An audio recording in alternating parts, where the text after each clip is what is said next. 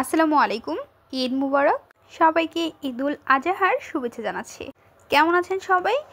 আশা করি আপনারা সকলে অনেক ভালো আছেন। খুবই সহজভাবে এবং পারফেক্ট ওয়েতে গরুর মাংস রান্না রেসিপিটি শেয়ার করব আপনাদের মাঝে। নতুন রাঁধুনি কিংবা ব্যাচেলর যে কেউ একবার দেখলেই তৈরি করে নিতে পারবে খুবই সহজে। চলুন দেখে নেওয়া যাক। বিসমিল্লাহির রহমানির রহিম। বড় একটি সসপ্যানের মধ্যে পেঁয়াজ কুচি অ্যাড করে নিচ্ছি। দিয়ে দিচ্ছি আদা এবং রসুন বাটা পরিমাণ অনুযায়ী। এখন আমরা দিয়ে দিব তেজপাতা, দারচিনি, একটি স্টার মশলা, বড় এলাচ একটি, এলাচ 6 থেকে 7টি, লং 5 থেকে 6টি, ধনিয়ার গুঁড়ো, গুঁড়ো মরিচের গুঁড়ো 3 টেবিল চামচ, হলুদের গুঁড়ো 2 টেবিল চামচ, জিরে গুঁড়ো 2 টেবিল চামচ, স্বাদ অনুযায়ী লবণ, কাঁচামরিচের পেস্ট। এখানে আমরা ঝালের পরিমাণটা একটু বেশি রাখবো, আমাদের বাসায় সকলে ঝাল খেতে অনেক বেশি পছন্দ করে থাকে। এখন আমরা দিয়ে দিচ্ছি সরিষার তেল। সরিষার তেল দিয়ে দেওয়ার পর মশলাটি আমরা হাত দিয়ে ভালোভাবে মেখে নেব। মশলাটি মেখে নিয়ে নেওয়ার পর এর মধ্যে দিয়ে দিব গরুর মাংস।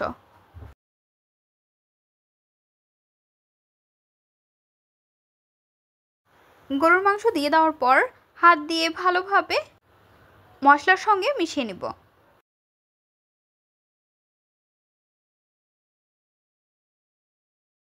মশলার সঙ্গে মিশিয়ে নিয়ে নেওয়ার পর মনে হচ্ছিল লবণ একটু কম, তাই লবণ আমরা অ্যাড করে মিশিয়ে নিচ্ছি। ভালোভাবে মেখে নেব। মেখে নিয়ে নেওয়ার পর আর একটু কাঁচামরিচের পেস্ট অ্যাড করে মেখে নিচ্ছি। এর মধ্যে আমরা অল্প একটু পানি দেব। ঢাকনা দিয়ে ঢেকে হাই ফ্লেমে রেখে দেব। ঢাকনাটি উঠিয়ে নিচ্ছি। দেখতে পাচ্ছেন হালকা বলক চলে আসছে। তো এখন আমরা নাড়াচাড়া করে নিব। নেড়েচেড়ে নিয়ে নেওয়ার পর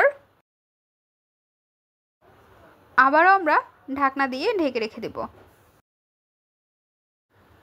চলে আসলাম 5 মিনিট পর। ঢাকনাটি উঠিয়ে নিচ্ছি। খুন্তি দিয়ে আমরা নাড়াচাড়া করে নেব।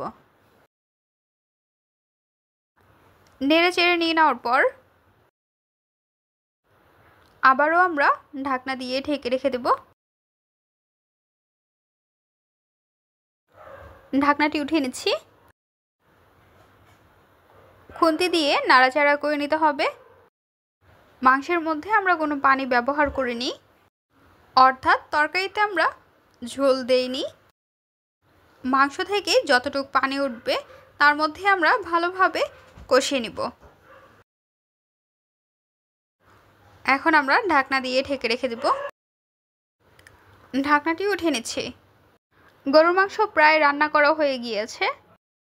এর মাঝখানেও আমরা অনেকবার নাড়াচাড়া করে নিয়েছি, ভিডিওগুলো স্কিপ করে দিয়েছি।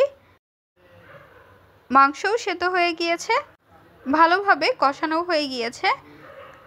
2 থেকে 3 মিনিট পর চুলাটি অফ করে আমরা পরিবেশন করে নিব। তো আজকের পর্বে এখানেই বিদায় নিচ্ছি গাইস। আসসালামু আলাইকুম। ভালো থাকবেন সবাই। আল্লাহ হাফেজ।